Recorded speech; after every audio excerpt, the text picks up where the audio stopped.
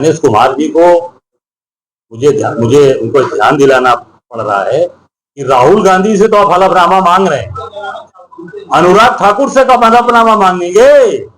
अनुराग ठाकुर जो भाजपा के नेता हैं उनसे हलफनामा मांगिए। उन्होंने पूरी आयोग के ऊपर आरोप लगाया, मतदान की बात कही, उनसे हलफनामा नहीं लेंगे आप? भाजपा के प्रवक्ता बन गए ज्ञानेश कुमार, पूरी तरीके से चुनाव आयोग ये भारतीय जनता पार्टी का प्रवक्ता बन गया। धनखड़ जी थे, जगदीप धनखड़ जी, वो कहाँ हैं? उनको मैं मोदी से कहूंगा कि उनको देश के सामने लाया जाए। देश की जनता खोज रही कि कहाँ है हमारे पूर्व उपराष्ट्रपति जी, उनको सामने तो लाएं, कम से कम सारी बातें साफ हो जाएंगी। काम नहीं है, ये सरकार केवल और केवल हिंदू और मुसलमान बांटो और राज करो, उस पर काम कर रहे हैं, जोड़ने की बात नहीं कर रहे। कितने कल कारखाने लगेंगे उत्तराखंड में, कितने गाजीपुर में कल कारखाने लगे? यहाँ पर बड़ी बड़ी बात करने वाले लोग, केंद्र की सरकार में बैठे हुए लोग, मंत्री लोग, कितने कारखाने लगे गाजीपुर में? गाजीपुर के कितने लोगों को रोजगार मिला? जो कारखाने थे वो भी बंद हो गए। निश्चित तौर से इस सरकार को मैंने फिर कहा, ये सरकार केवल और केवल हिंदू मुसलमान पे काम कर रही है। फतेहपुर में मकबरा ले लीजिए, आप इधर देवरिया के अंदर ले लीजिए, गोरखपुर में ले लीजिए, हाटा का मस्जिद तोड़ा गया। इस सरकार में केवल योगी जी इसमें डिग्री प्राप्त है, इनको में अपनी चीजों वाहवाही करना है, वो हिंदू मुसलमान में डॉक्टरेट। जनता ने कहा है भाई, जनता करी, मैं तो कह ही रहा हूँ, तो शुरू से कह रहा हूँ, कोई नई बात थोड़ी, पुरानी बातें हैं। वो तो मैं जिस दिन काउंटिंग जब 1 बजे के बाद रोक दी गई, उसी दिन साबित हो गया कि मोदी चुनाव हार गए।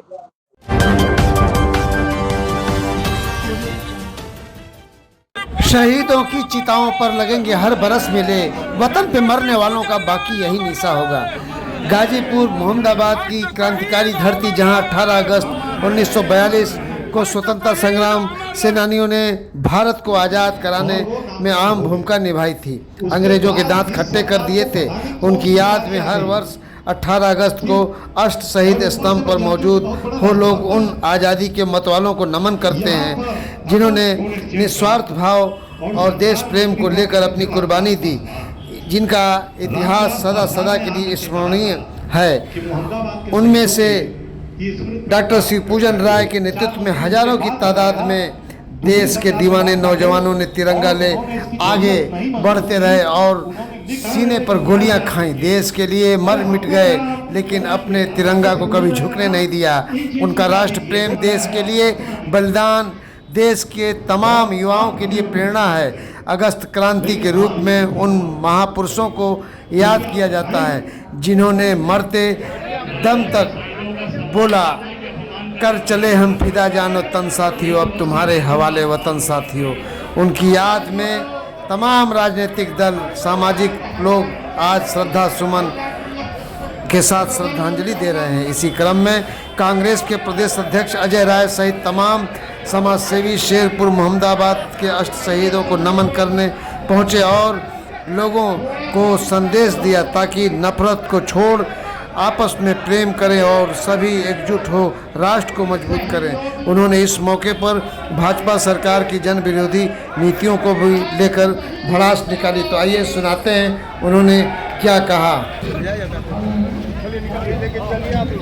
जमीन में टुकड़ा हमको कम मिल गया, ज्यादा मिल गया, अरे भाई छोड़ो ना, त्याग करो, आगे बढ़ो।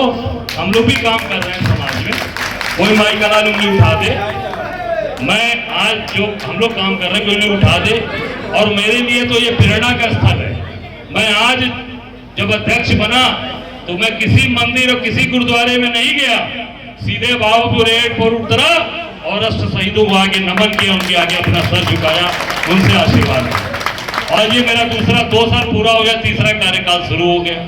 तो हमारे लिए तो सबसे बड़ा मंदिर यही हुआ, क्योंकि यही है जो भगवान कृष्ण ने अर्जुन को उपदेश दिया कि कर्मण्येवाधिकारस्तु मा फलेषु कदाचन, काम करते रहो, काम करते रहो, फल की चिंता मत करो। तो वो यही स्थान है कि जिन्होंने आज हमें आज स्वतंत्रता के आज खुले तौर पे हम बोल पा रहे हैं, खुले तौर पे आप लोगों के बीच में काम कर पा रहे हैं। न कोई विधायक होता, न कोई सांसद होता, न कोई प्रधानमंत्री होता, न कोई करता, केवल हम चमचागिरी करते रह जाते। और जो आज स्थिति है हमारी, हम उसमें आगे बढ़कर समाज के लिए क्या कर सकते हैं। समाज में एक दूसरे के साथ गले कैसे लगा सकते हैं। जो हमसे दूर भी है उसको भाईचारा उसको लाइए, उसके साथ खड़े होइए। और आज जो सबसे बड़ी चीज है कि समान भाईचारा समानता एक साथ लेकर आएंगे। मुझे लगता है कि आपस में पहले एकजुट तो होइए, मजबूत तो मुट्ठी तो बांधिए। आज मजा कौन ले रहा है? लड़ा आप हम रहे हैं, मजे कौन ले रहा है? दिल पे हाथ रख के बताना मुझे। आनंद कौन ले रहा है? आप ले रहे हैं। आपके पास कोई क्षमता है, कोई ताकत है, आप कहते हैं विकास के लिए हम किसी, अरे भाई विकास के लिए अपनी ताकत भी तो पहचानिए, अपनी ताकत तो समझिए। नहीं लिया तो आज इसलिए कि सब लोग मिलकर काम करें और आपस में एकजुट हो, मुट्ठी बांधकर खड़े रहिए। आपस में अगर किसी से भी मनभेद तो होना नहीं चाहिए, मतभेद हो सकता है, मनभेद नहीं हो, सबके मन एक समान हो, आपस में भाईचारा, आपस में एक बंधुत्व, एक परिवार, देखिए उसी का आनंद आप ले पाएंगे। भी हमारे, क्योंकि ये धरती शहीदों की धरती है, बलिदानियों की धरती है। तो आज हम उस बलिदानियों की, हम शहीदों को नमन करते हैं, उनको श्रद्धांजलि। वहीं देश के हालात और चुनाव आयोग को लेकर मीडिया से बातचीत करते हुए अजय राय ने क्या कहा, आइए सुनाते हैं।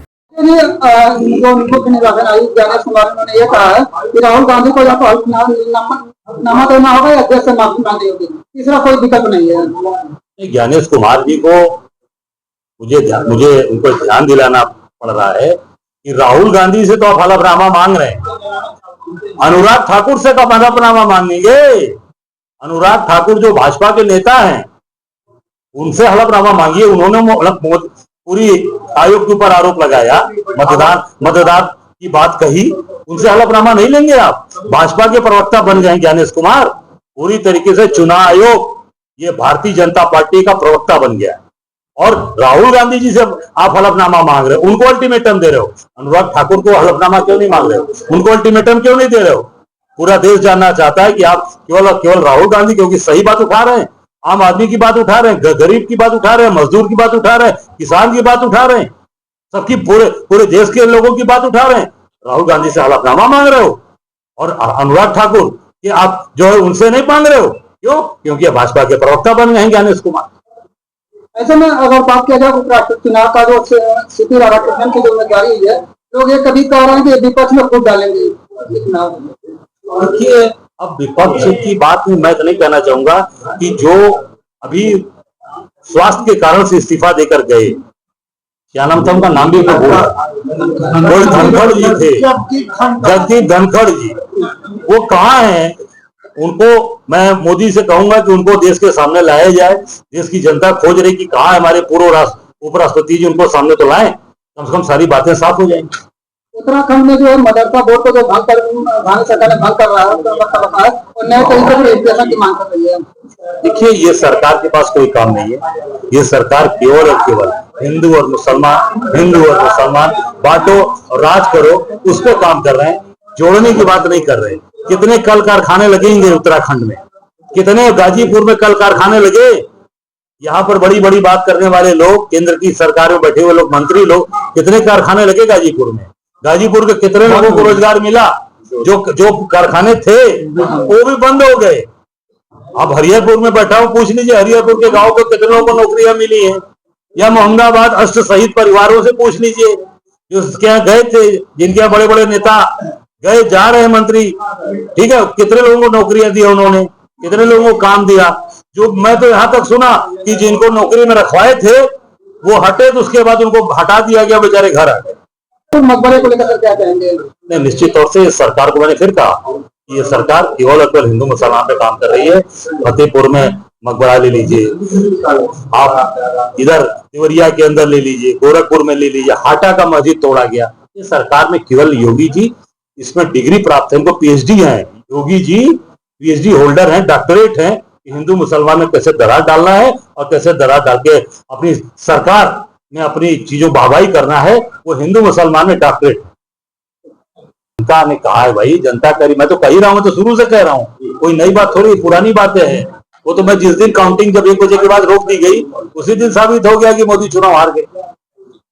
गौरतलब है कि देश में राहुल गांधी के तेवर और कांग्रेसियों में जो जोश है उसे देखते हुए अब कांग्रेस के लोग आगे लड़ने को तैयार हैं। कर चले हम फिदा जानो तन साथियों, अब तुम्हारे हवाले वतन साथियों।